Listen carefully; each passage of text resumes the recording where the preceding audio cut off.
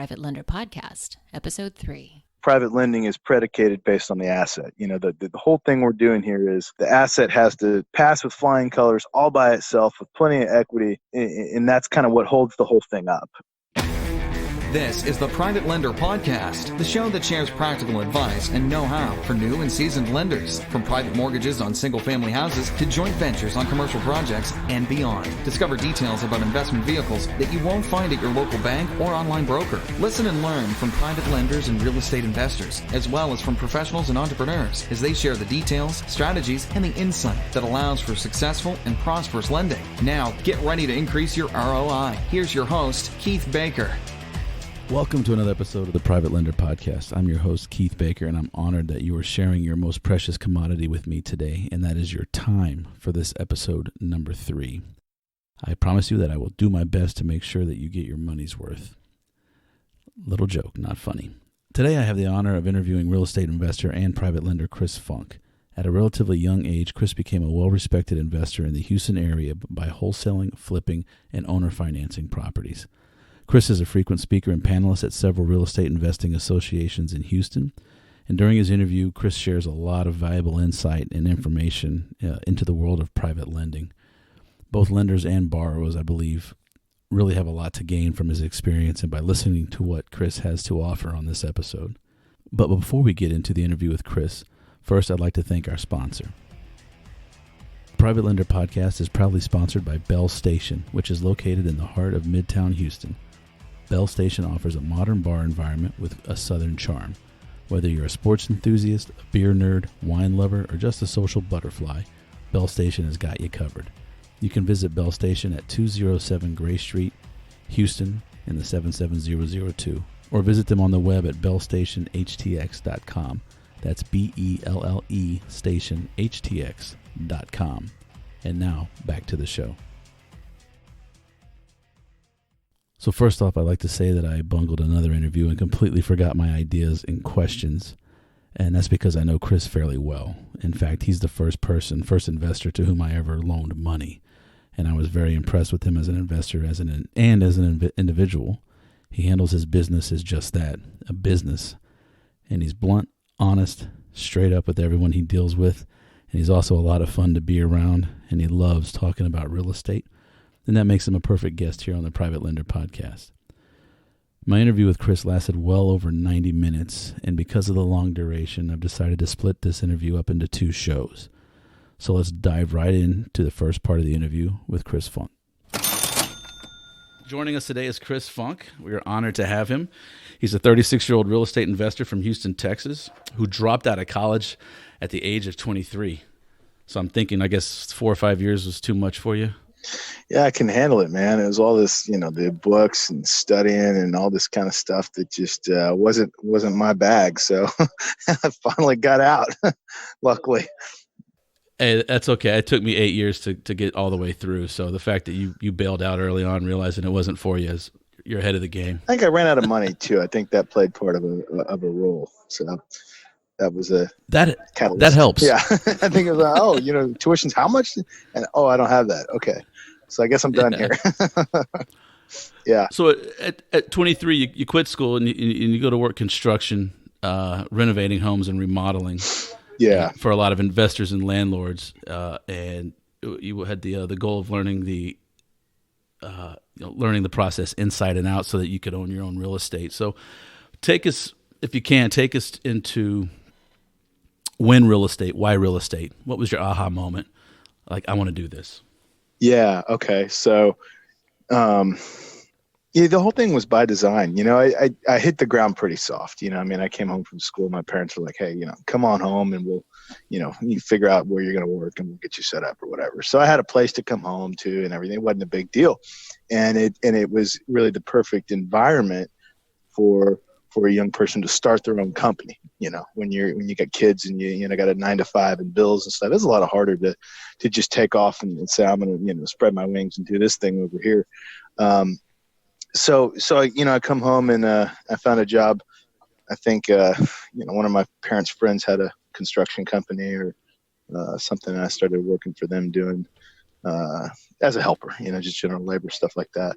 And it's like, okay, got income coming in. Okay, so that's covered. I can pay insurance for my car. Like, we got the basics going on. And, and then I started to talk to my dad about life and, what I was going to do. And he's a real estate appraiser. My mom used to own her own real estate appraising company. My dad owns his own real estate appraising company. So I come from two business owners and entrepreneurs and real estate appraisers. So kind of had a leg up in that arena. That's a great pedigree. Yeah, it was super, and I kind of always danced around the world of real estate, either, working, doing a David Weekley Homes internship when I was in college, or working at Home Depot, or, every job I had seemed like kind of connected up to real estate in some way. And so I remember reading this book when I was a lot younger, and it was the pamphlet before Rich Dad, Poor Dad came out. It was like this little kind of, trifold things stapled together. Maybe it was 30 pages or something. And I remember seeing that at my dad's office. I'm like, hey, do you have that little pamphlet? And he goes, yeah, I think I still got that somewhere, because I was intrigued by it. At a young age, I read this little pamphlet by Robert Kiyosaki. And so I Googled it. I was like, oh, he's got a book now. Great. I read it. I was like, Dad, this is what I want to do. I want to invest in real estate. This seems like it just makes the most sense. You can flip for income. You can hold for long-term wealth. Everything goes up in value. Like, you can borrow all the money.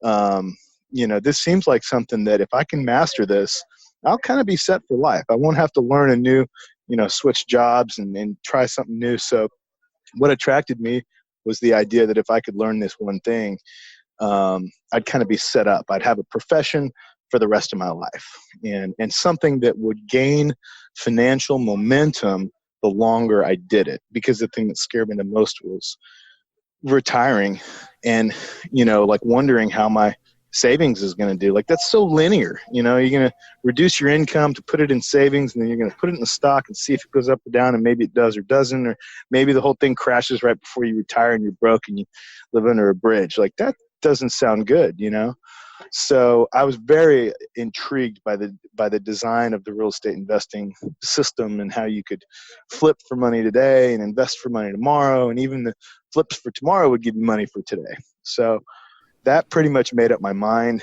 and from that point I just started going to all the, gathering, kind of soaking up as much info as I could, and at that point I was doing a little remodeling work, and I met my first and last boss at the Real Estate Investment Club, and he did a lot of renovation. He owned a company that did jobs exclusively for investors, and so we fixed up homes for flippers and landlords and all different types of investors. And he approached me and said, this is what we're going to do. And he said, here's what I'll pay you. And it's about the same that I was making, I think, at the construction job. And so I said, sure, that sounds great. In fact, I want to be an investor someday. And I said, and just to be totally honest with you, because I've always been that kind of upfront, brutally honest guy, I was like, I'm probably going to leave here and quit and start investing. And I'm probably going to do that as soon as possible. And he said, well, I appreciate the heads up. If you will give me your word that you'll stay here for a year, then I'll train you up and, get a year out of you, and then you can leave and whatever. So nice. That's like a paid mentorship right there, internship all rolled into one. It really was. And he was a brilliant, I guess, a remodeler. This guy had a mechanical mind, and he understood the home building process and the renovating process, which is almost the same, very similar, in an amazing way. I mean, had a great grasp of it. So under his tutelage, I really got my hands dirty. And, I think the very first house we had, he walked in, I showed up, I met him there. And next thing you know, this big fat redneck walks in with no shirt on and a pistol. And I'm like, oh, is this guy? Oh, that's my boss. Yeah, that's right. And the house is burned down, so it's like, picture me standing in a house that's halfway burned down. This guy's got his button-up shirt opened and his, gun in his shirt flapped in the wind. And I'm like, oh, here we are. We're in Texas, and and then Chewy comes in. Hell yeah. And this little Hispanic dude that's like 4 feet tall, and he comes in and they start, jibber jabbering back and forth, and the rest was history. So I learned. I think the very first rehab we did was a burnout, and I got to see the process of here's what you do first, second, third. Here's how to tell a good crew. Every little nuance of the construction business, I was just thrown into it, and I loved it because I've always been fascinated with the construction side of real estate. I still am. So I worked for the guy for a year. Exactly a year, or did you give him a little more time, or were you ready to, at that 300 days, 366, were you out the door? He fired me on day 365. Wow. We were both kind of, stern-minded or whatever you want to call it. We had a disagreement about some time off or something, and it was coming up on my 1 year, and he said, well, you know what, I'll just do this. Rather than go back and forth, how about this? You're fired. Okay. And I was like, well, I don't know. I was thinking about maybe another 6 months. And he's like, nope, you're done. And wow. At that point, I'd done a big wholesale deal, a couple of weeks before that. And so I was like, well, I got a few bucks in my pocket. I guess I'm out of the airplane now and time to pull the parachute, see what happens. Nice. So I kind of did that. I just went for it. And so he burned the boats for you, pushed you out of the plane, and right. Here you go. Well, he did you a huge favor. He did, and I'm still friends with the guy today. Sean Sherry, the Dependable Renovators, great guy, and I owe a lot of my success to what I learned working for Sean. Sean Sherry, he owes me some money for that plug. That's right. But continue, please. Yeah. So the rest is history. That's kind of how I got into it. My parents, like I said, both kind of exposed me to the fundamentals of real estate appraisal at a pretty early age. And then I went to all the clubs in town, the local real estate groups, and worked for Sean for a year. And after that, I was like, kind of found my place as a wholesaler, and just started hitting it hard and doing as many deals as I could do.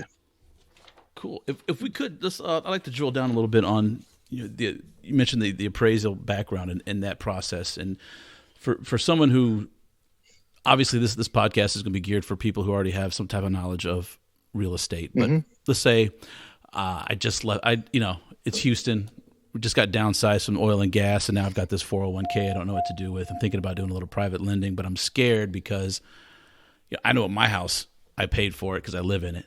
But walking into a property first time, how could somebody, it's not going to happen overnight, but how can somebody begin to start analyzing that? I mean, there's books out there, yeah, but like from you coming from your perspective with the pedigree that you have and knowing how direct or knowing how to get to an a value very quickly, someone who's completely wet behind the ears, green, what would you start having them do to start that process of learning the appraisal, learning how to evaluate a property's condition? Oh, sure. So, the thing that kind of helped me was the general idea of appraisal. They didn't teach me like as a kid, like how, to adjust comps or anything. What they did was they said, look, here's the big picture. Your friend has an apple, right? And your other friends have apples, all right? And you're basically just trying to figure out how similar is this apple to these others? Well, Johnny's apple's a little bit bigger. Sally's apple has a dent in the side, and you're all just kind of making adjustments for that and looking back at your buddy's apple and trying to figure out how does it compare, So I knew the general idea. And for someone new, that's all you're really doing is you're just looking at your house. You're comparing it to the next most similar house that you can find. And then you're trying to come to a value based on that. So, my dad always told me growing up, the best comp is the one on the same street, Yeah, absolutely. Comparable sale is a home that's sold within the last 6 months that's in the same neighborhood and within a half a mile of the one you're comparing it to. In the best case scenario, it's going to be similar in size, square footage, bedroom and bathroom configuration. You say plus or minus 10%, usually kind of a good figure to use. If you got a 3-bedroom, you're looking for other 3 bedrooms. If you got a 2-bathroom, looking for other 2 bathrooms. If it's 2-story, look for 2-story. Things like that. So you're basically looking through the multiple listing service of realtors who have sold homes in that neighborhood and looking for similarities. And you're going to use the closest homes to the one you're trying to get the value for to determine that. So you'll find 3 homes, typically 3 to 5 homes that are as close as possible to the one that you're trying to get the value for. And then as an appraiser, they make adjustments based on these certain factors that make it different. So if it's a little bit bigger, they have a mathematical adjustment that they will make. A lot of times it's a percentage. So they'll say, well, this one's 10% larger, so I'm going to make a 10% adjustment for this. And it's really that simple. You're basically just doing like, kind, and comparing homes to other homes. And it's pretty easy in neighborhoods that have activity. So if you're in the Heights in Houston, Texas, you're going to find probably several comps on the same street. You're definitely going to find a whole bunch within a half a mile radius. And so it's usually pretty easy. Then you just have to filter down because you might have too many to look at. You pull your search and it's with that criteria, what if 60, 70 results? That's too many to really make a conclusion. So you kind of filter down and tighten up on your search until you get a smaller number of variables. And then you just kind of come to a value. So nowadays, I just kind of, I do that. I try to get it down to less than 10 comps.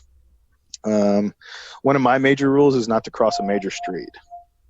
It's a good rule. Yeah, you can have a neighborhood sometimes that overlaps a large street, and it's you're pulling your comps, so you're within a half a mile radius, and you're in the same neighborhood.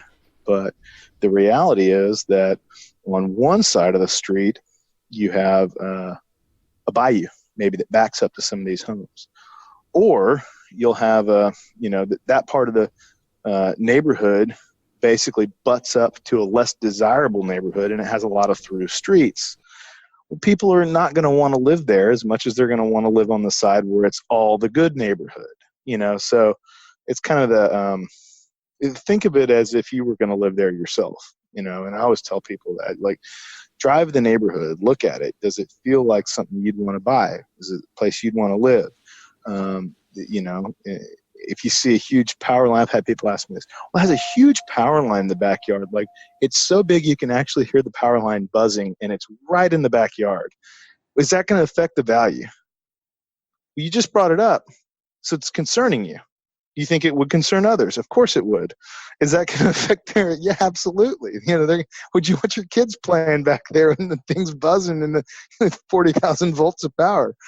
Yeah, it's going to affect the value. Common sense, That's great. Not to mention the cancer threat, but yeah. Yeah, exactly. Allegedly, there's no, I have no proof of that, but let's face it, like you said, common sense. Yeah, two things being equal, you're going to take the one that doesn't have that potential risk, Yeah, and absolutely. if that's the only one, you're going to want a discount for it. So, well, that's why this ties so well into private lending, because it is. I mean, at the end of the day, the job of the private lender is to mitigate his or her risk, and this is a great example of how you look at it not only from an investor, whether it be wholesaling or landlording or whatever, but just coming at it. I think it's a great lesson that lenders can learn as well, especially people who are trying to get into it. Just I've always said, just start walking properties. Just go look. When you go to your friend's house for the cocktail party, just go back there. If I was going to buy this, what would be my concerns? And start to encompass that, because just like anything, no one's going to learn something overnight. But if you start little by little, the 1,000-mile journey starts with one step, and you just keep doing those steps, and it comes a little more natural each time. And more importantly, you build confidence. But I'd like to. You talked about fine tuning. You start off with 60 comps. 3-bedroom, 2-bath, 1,800 square feet, 8,000 square foot lot. What do you, when you fine tune those comps? how are you doing that? Are you looking for amenities, furnishings, the details of, is it granite? Is it crown molding? What kind of walk us through how you fine tune your comps to get to a good sample size? Okay, yeah, sure. So as you get down to, let's say you get down to 15, and you're pulling it. You say you start with 30, you get down to 15. You're getting pretty close in physical location. They're all now within a couple blocks. You're getting down to where they're all 3-bedroom, and you still have really too many to compare. So the next thing that I'm looking for is condition. And so I will usually go, depending on how your MLS is set up, I have a thing where I can just click on the photo and it'll just do like a quick view of just the photos, because I really don't want to look at all the pages and click back on my browser. I just want to quickly look at the front of the home and scan through a couple of the interior photos and see how that compares to my house. And if you really want to dig deep into it, I'm usually going to run comps in 3 different ways. I want to know, what's the house worth as it sits? So if I'm buying a junker, or if I'm a private lender lending on a junker, I'm running comps to see, have any other junkers sold on the MLS that are very similar to mine, because that gives me my as is. It's kind of like Kelly Blue Book. You got your private party value, your trade-in value. I'm kind of looking for that trade-in value. Or that private party value rather. What would the general public, the individual, buy this for if it was listed for sale in a public environment like MLS? So I'm looking for that. I want to know, what's this thing worth as is? Second thing I'm looking for is, where's its potential going? What's the after repaired value? So if it's worth 80 and another one down 2 streets over that was all kind of screwed up, foreclosure or something, sold for 80, I feel pretty comfortable buying it for 70, because I know that worst case scenario, I could turn right around, list the property, and probably bail out without having to come up with any cash, maybe even turn a profit. So if that looks good, we've passed the first test. The second thing I'm looking for is, what would that house sell for if it was fixed up? So I'm looking at the same configuration. I'm scanning the photos, and I'm looking for the one that's been all redone by an investor. So you're going to find, usually pretty quickly, you're going to find one that's been rehabbed. Depending on the neighborhood, sometimes you won't. If you find a rehabbed one, let's say that's using those same numbers. Let's say that rehabbed one sold for $150. Now you pass the second check, because I can sell it for almost twice what I'm paying for now, or over twice what I'm paying for it now, if I fix it up. And if I can fix it up for less than 80 grand, I'm going to turn a huge profit. So if I'm going to buy it for 70 and put 30 in it, and it can sell for 150, then we've passed 2 checks. It's worth more than what I'm paying for it right now as is. It's got plenty of upside potential to rehab it and make a profit. And then the third thing I'm looking for is the rental comps. But before we go to rental comps, let me talk about the as-is comps. So you got really 3 kinds. You got torn up houses, you got rehabbed houses, and then you got mom's house that, looks like mom's house. Grandma's house, I call it. Grandma's house, mom's house. Probably smells like it too. Right. There's probably nothing wrong with grandma's house, but it's got orange curtains. It's got green carpeting, Shag. Yeah. The wiring, the plumbing, the windows, the doors, it's all from 1963. But it's maintained, so you got those as-is comps, and you'll see the difference real quick when you start flipping through MLS. You go, oh man, I really like that one, I'd live there. And then you got the one you're like, well, there's nothing wrong with it, but you don't get too excited. Those are your as-is comps. So I'm kind of looking at those two, and you kind of just have to use your judgment. Sometimes you won't find any junker comps. You'll only find grandma's house comps. Sometimes you won't find any rehab comps. You'll only find junker. So just be aware that there's really 3 different kinds of comps. The junkers, the as-is, and then the rehab ones. So I'm kind of looking at all 3 of those to paint a picture. It also helps to know when you're selling the home. If they're all junker comps out there and you're going to be the only rehab comp, you may want to double check on your neighborhood and see if that's really the place you want to be doing a rehab. Vice versa. If you're going to try to just buy this thing and resell it without fixing it up, and all the comps out there are rehab comps, you may or may not have a market for that type of property out there, but typically you do. Typically it's the other way around. If there's rehab comps out there, you can definitely sell it as is, because a lot of rehabbers are going to want that deal. But on the flip side of the coin, if nobody's really rehabbing out there, they're all junkers, you might have a hard time finding a qualified buyer on the back end once it's rehabbed. So I look at those three, and then I look at rental. Rental kind of rounds out the whole thing, and rental is my parachute. That's what I'm going to do if I can't sell it. Can I stop you right there before we get into rental? Because I hate to interrupt you, but I'm going to forget if I don't. Oh yeah, please do. MLS. Mm-hmm. Do you have agent access? Well, yeah. Since both my parents are appraisers, we just share information. So that's how I gain access to MLS. So right out of the gate, you're juicing. You're going to Lance Armstrong, basically everybody there. Okay. I'm not. Hey, well, you're not running the Tour de France, so that's okay. Well, at least not yet. Anyway. Right. Okay, so let's talk to. I myself have curried favor with certain people that have allowed me access in my lending career, but it's not absolute. It is the gold standard, I would say. Mm-hmm. The multiple MLS for sure, but I've also lent without using it because I didn't have out of county, for example, on the east side of the state. I've lent over there, and I said no early on because I didn't have any access, and I didn't know any realtors who could give me a quick comparative comp analysis. Mm-hmm.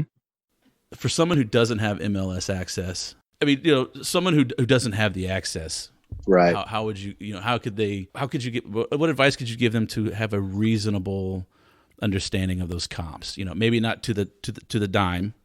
Yeah. But, let's say if it's 72,000 versus 73,000, there's enough margin there that shouldn't make or break a loan. Yeah, exactly. The whole thing is private lending is predicated based on the asset. The whole thing we're doing here is the asset has to pass with flying colors all by itself with plenty of equity. And that's kind of what holds the whole thing up. Right. So I tell people, if you need, I've said this for years, if you need a calculator, it's not a deal. If you're trying to figure out what percentage of value, no. But if I tell you, hey man, this looks like everything around here is going for 150 and this thing's 70, yeah, I can tell you right now without even thinking about it, that sounds good. Now I'm going to want to know the repairs, but generally I'm like, yeah, that looks good. So one thing Zillow does do now is they show recent solds. There is a tab, there's a box you can check to say include recent solds.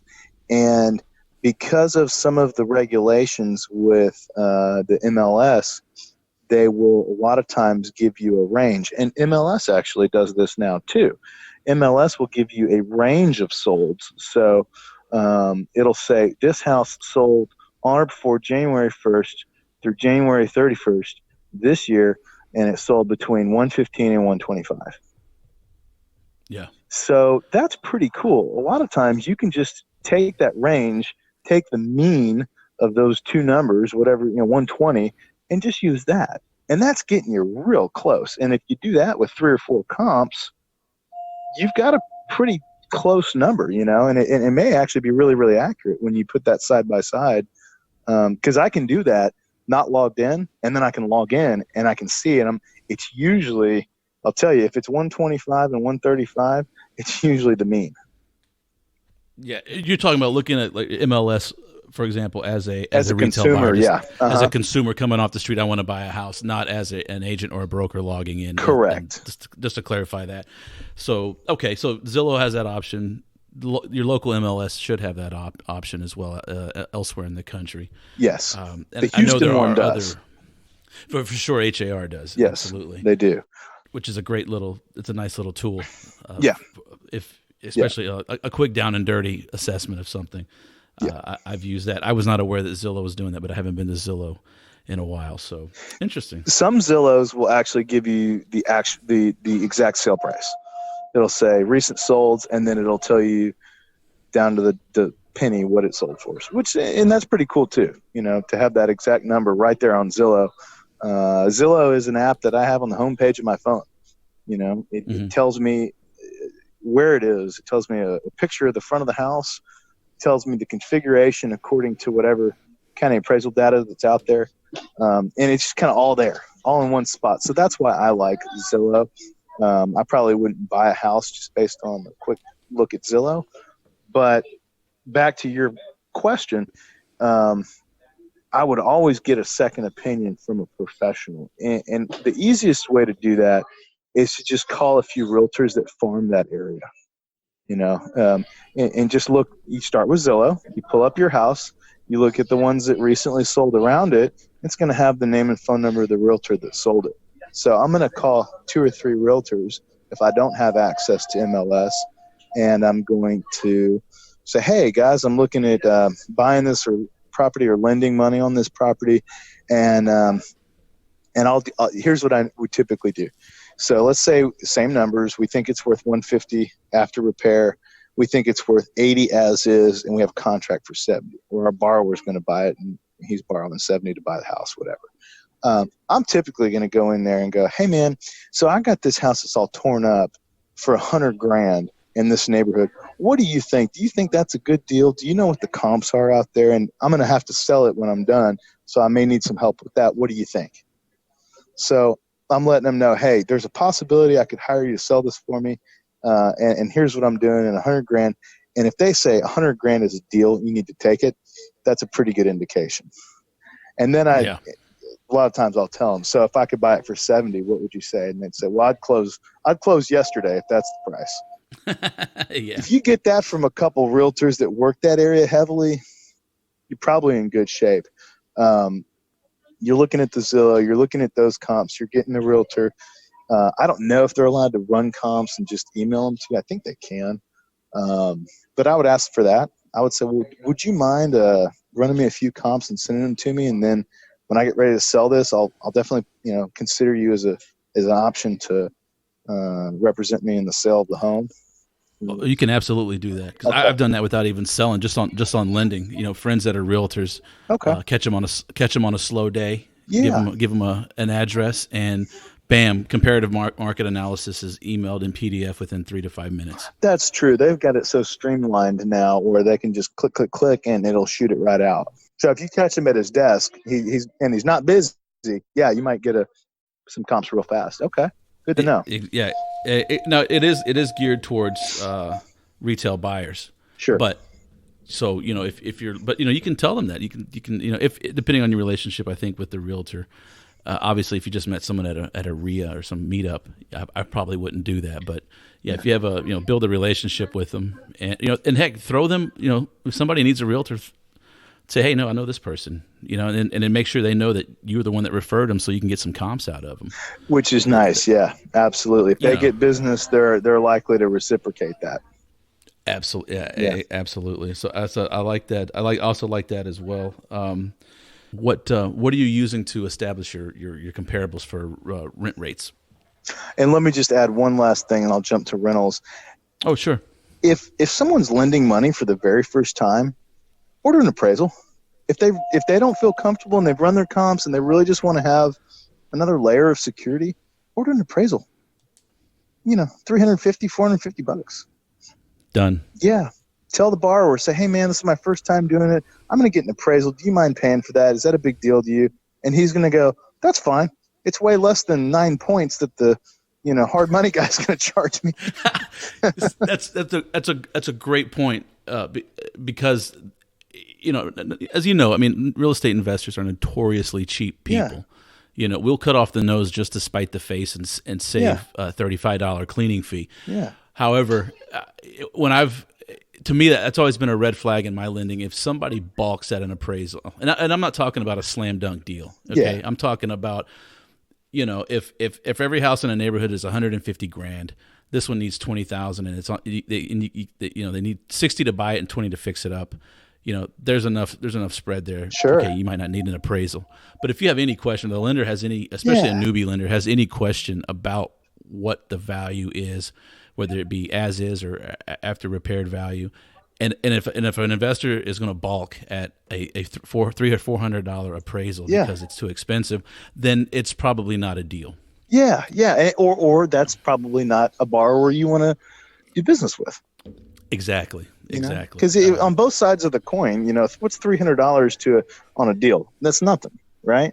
And then on the other side of the coin, if you take $300 out of your yield on your private money, what does it take you from a 12 or a 10 down to a 11.8 or something? Like it really doesn't affect either side that much. So, and it's probably the number one mistake that both sides are making, both lender and investor, especially in this market, is they're paying too much. So maybe I would lean into that even more strongly than I originally did. Just get an appraisal. If you're worried about it, like you said, if there's plenty of equity, go for it. If there's a question, order an appraisal, order two. If you still have a question, order another one. Like it's not very much money, and it's a third party, and it's guaranteed you're going to see something on that appraisal you didn't see before, both sides. So, beat that horse to death, but that's an easy thing to do, and I know a good appraiser if you guys need one. So, I bet you do. But cool. In all honesty, my mom's retired, my dad's semi-retired. So, and my dad doesn't even really want to do residential anymore. So if you got a commercial, you might call him, but if it's a residential, he's probably not interested.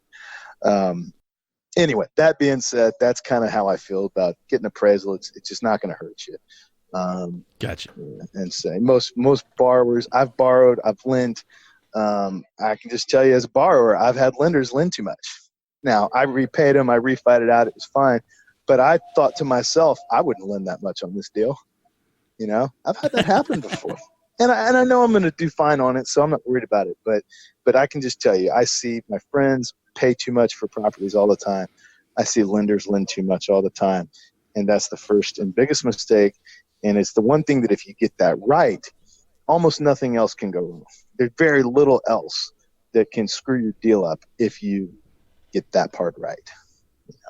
So I lean heavily on loan to value. That kind of leads us right into the rest of what we're talking about. But love that nugget. Yeah, that's number one.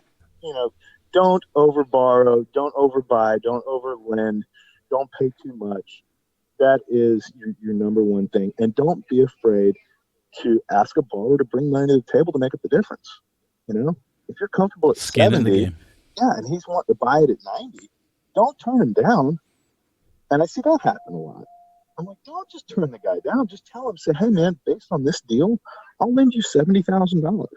Anything above and beyond that, just bring it to the closing and we'll get the deal done. That's perfect. Now, bring the money to the table. Let's get the deal done. Yeah, and just tell him that. Say, here's how much I feel comfortable lending on the deal, and then move forward. So anyway, without diving too much into that, the rental comps are kind of like I said before. That's my bailout. That's how, if I can't sell this flip, this is assuming that I'm trying to flip the house. If I can't sell it, my next option is to rent it out. That is also the lender's option. If the deal goes bad, he has to take it back.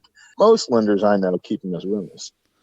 Some guys are super active, and they'll just, jump right into the investor's shoes and hire a contractor, finish the job, put it on the market, and get it flipped. But most private lenders and hard money lenders that I know, if they like the area at all, they're just going to stick up a rent sign, get that thing moved along, and off they go. So that's kind of why I'm looking at those rental comps. I want to know what can I get as a return on this thing if I can't sell the property, Right. And that's really all I want to see with the rentals. And where are you looking for these rental comps? What websites are you going to? MLS as well, or are there other third-party websites that you go to? Yeah, I use MLS pretty much exclusively for comps and rental comps because it's just centralized. For me, it's easy. You can get them on Zillow, pretty accurate on Zillow.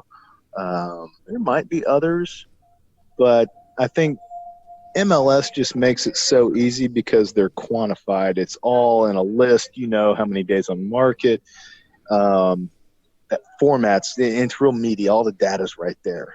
So I think you can find them on other websites like Zillow, but Zillow and MLS are really the only two that I know of that'll show you those rental comps. Gotcha. Okay. So I'm going to ask you the really obvious question now. Mm-hmm. That what's so attractive about private lenders and their money? Why use them as a real estate investor?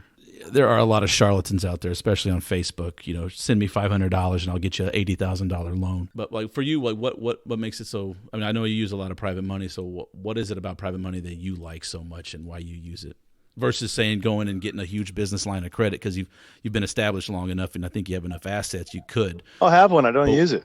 You don't use it. Okay, there you I have go. one. I don't use it. I have a $1.8 million line of credit that never gets used. Yeah. Okay. First question: why if you're not using that 1.8? And second question: can we talk after this podcast? Yeah. Well, okay. So let me give you the second part of that. It is a guidance line, meaning it's not a line. Right. Meaning you're personally approved to do this amount of business with our bank. However, we are going to nitpick every deal to death. Right. So that's why I don't use it.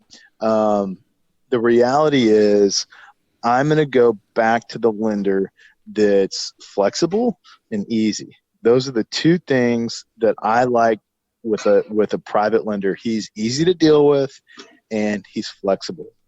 Flexible in terms, mainly ARV, mainly percentage. As a guy who, does multiple deals, I like a lender that I can shoot him a deal. He can check it out, get back to me in a day or so and say, yeah, we can do that, Chris. And while I just told you, don't overlend. Now I'm going to tell you, if you want more business, lower your standards, essentially. And by lowering your standards, I mean be willing to lend a higher loan to value. And that's kind of stepping away from the beginner game and kind of stepping into a more intermediate or an advanced lender's shoes. And with an advanced lender, you're probably dealing with a more advanced borrower, if that Absolutely. makes sense. But that's what I like. I like a guy I can text him, hey man, here's an address and some pics. What do you think? Yeah, I want to buy it for 65. You think it's cool? And he'll text me back and go, yeah, it's 65. I like it. You want to close Friday? And I'm like, yeah. And he's like, okay. I'm like, all right, same terms as last time. And he's like, yep, that'll work. I'm like, cool. I would say see you Friday, but I want to actually go to closing, so I won't see him there, and neither will he. So, cool, thanks, and then it's a done deal. I like to reduce the sales task of selling a lender on my deal down to a text, a clerical event. I like that as a business owner. Anytime I can speed things up, automate, or just make it a yes/no thing, that's super cool to me. And it also gives me confidence as an investor to know that when I'm bidding on a property out there, making an offer on a deal, I know the money's waiting. He said yes to the last 10 deals I brought him, the last 30 deals I brought him. Yeah, I've got the confidence to go out there and say, yeah, I'll close in a week. I'll close in 4 days when you want to do this, and outbid the other investors that are, can't compete with the terms that I'm offering. They need 3 weeks or, something like that.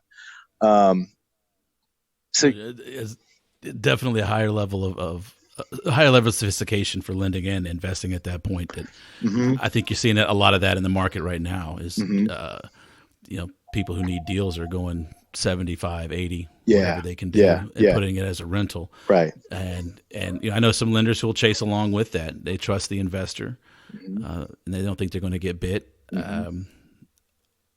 For a new person lending, I'd say stay away from that. It's better to have no loan and 0.5% a year than to get into something that can really come to bite you in the ass. And I mean, you won't lose everything. I mean, there's always that potential, I guess, for the absolute worst case scenario. But you certainly don't want to take a ding when your first 5 loans out there. You'd like for them to be successful. Yeah, exactly. So I think that's one of the biggest things is they're easy to work with, and they can close in a couple days. That's probably, I say that's number one. It's obviously not, because if that was number one, I'd be going with hard money lenders, because they can always close in 3 or 4 days. That's not usually an issue. Some can't. Some needs a little bit more time. But really, probably the biggest thing is that I'm not paying points with lenders. Very seldom am I paying points to private lenders. And so if people don't know what points are a percentage of the deal. You're basically giving a percentage of the deal as a fee to the lender for borrowing their money right up front. And, that can be anywhere from 1% maybe up to 5, 6, 7, or potentially even higher depending on the situation. And that just gets really expensive really quick, So if you get 6 points on a $80,000 deal, that's $5,000 right there. Plus your closing costs, plus your doc prep, your appraisal. Hard money's going to, the way I look at it is if you're closing with hard money, figure $10,000. Easy.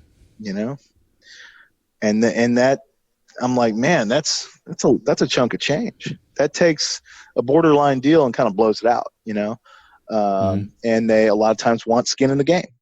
So probably the real reason that I use private lending is my ability to get the deal no money out of pocket whatsoever. If I'm buying it for 70, that's the other thing is if I'm buying it for 70, I'm always asking for 75. I don't want to have to write a check at the closing, give it to the bookkeeper, and then she's like, okay, you've got how much in it? Okay, and then how much in the refi? Do you have to put more? Do you get anything back? It's just a lot of extra stuff. I would much rather have the lender put up all the money, get a check back at closing for the difference, $500 or $1,500, whatever the difference is between what I borrowed and the actual cost to close. And then secondly, probably is the fact that it's done quickly and it's easy and I don't have to fill paperwork out and, all that kind of stuff. It's much easier to send a text or make a quick phone call than it is to go through a 9-page real estate application, All right, I'm going to stop it right there. So make sure you tune in next week to hear the conclusion of Chris's interview on episode 4. And I'd like to take a moment to remind you that you can lend a lot more than money in this world. You can lend time, compassion, and patience. So please go out and make the world a little bit better place, at least in the part that you have the most influence in. This is Keith Baker signing off for now. I'll see you next week on the Private Lender Podcast. Thanks so much for listening to this episode of Private Lender Podcast with your host, Keith Baker. For more great content and to stay up to date, visit privatelenderpodcast.com. If you enjoyed today's episode, please rate and review, and we'll catch you next time.